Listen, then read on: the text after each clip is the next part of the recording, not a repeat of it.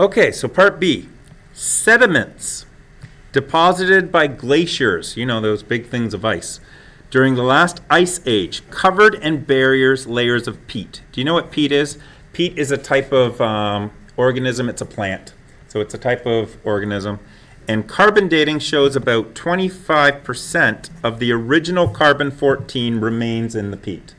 So what we want to do is we want to estimate when the last ice age was. We want to estimate when that occurred. So we go to our formula.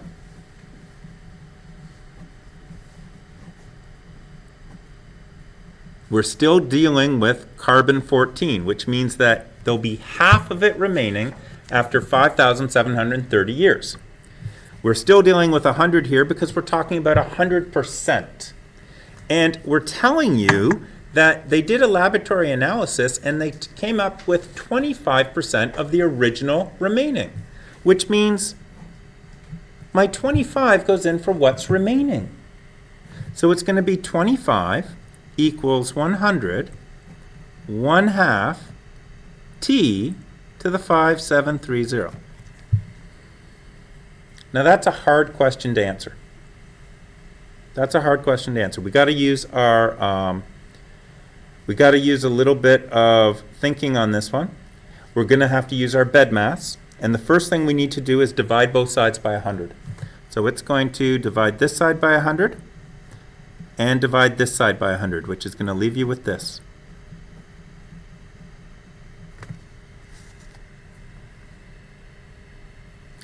And I said that this is a hard question to answer. What we need to do, like, we can't solve this directly. This is really hard. We need to reduce this to a fraction. And you're not going to be responsible for doing this on the test. But I want you to sort of see what's going on.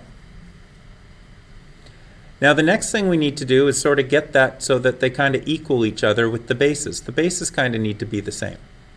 The other thing you could do is you could guesstimate times and try to get them equal, but that's going to be hard. What I would do is something like this. Now again, you're not responsible for this on the test, but see what I've done?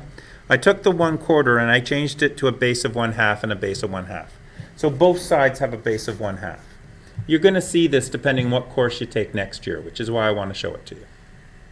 So if I tell you that a to the x equals a to the y, which is basically what I'm saying here, they both have the same base, what does that mean about x and y? Well, I hope it means that x must equal y then, right? Because they both have the same base, therefore the tops need to equal each other.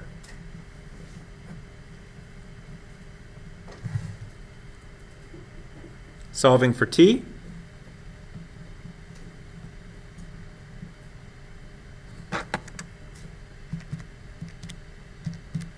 We're going to end up with 11,460, which means that that last ice age that deposited that peat happened around 11,460 years ago. Okay? Now again, I'm not going to ask you to do this type of question, but I think it serves us well to see how that could happen and how we can use that. Okay? All right, that's it for exponential functions. You now have a progress check. It's progress check number 2. So you can do all of number 1, you can do all of number 2, all of number 3, you can do 4, thank you. 5 is good, 6 is good, 7 is good.